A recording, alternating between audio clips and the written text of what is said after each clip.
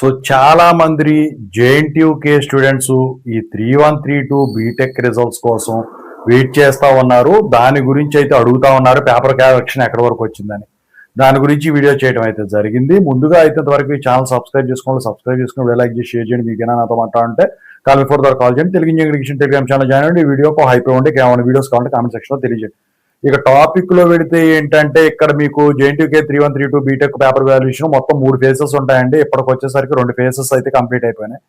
ఇక ఆఖరి ఫేజ్ కనుక కంప్లీట్ అయినట్టయితే ఇక మార్క్స్ ఎంట్రీ ప్రాసెస్ ఒకటే ఉంటుంది కాబట్టి ఆ మార్క్స్ ఎంట్రీ ప్రాసెస్ అయిపోతే మీకు జూలై ఫస్ట్ వీక్ లో మీకు ఖచ్చితంగా అయితే మీకు ఈ 3132 బీటెక్ రిజల్ట్స్ అయితే డిక్లేర్ చేసేదానికైతే మాక్సిమం ఛాన్సెస్ అయితే కనిపిస్తా ఉన్నాయి. ఇక పేపర్ వాల్యుయేషన్ గురించి అడుగుతా ఉన్నారు. సో జేఎన్టీయూకే పేపర్ వాల్యుయేషన్ వచ్చేసరికి కొంచెం బాగానే ఉందండి. అందుట్లో థర్డ్ ఇయర్ వచ్చేసరికి కొంచెం లిబరల్ గానే ఉంటుంది.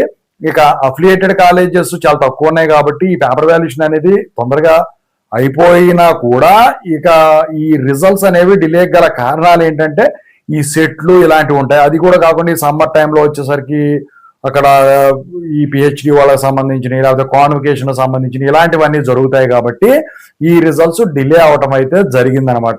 ఓవరాల్ గా చూసుకుంటే ఈ జేఎన్టీయూకే 3132 బీటెక్ రిజల్ట్స్ అయితే అప్పటికి రిలీజ్ అయ్యేదానికైతే ఛాన్స్ ఉందండి.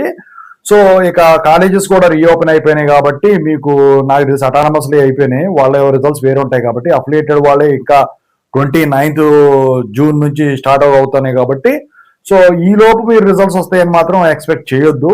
ఎందుకంటే ఇంకా ఫేజ్ 3 అనేది ఉంటది కాబట్టి సో అప్పటికే ఇక రిజల్ట్స్ అనేవి మనం ఎక్స్పెక్ట్ చేసేదానికి ఉంటుంది అనమాట. ఓకేనా.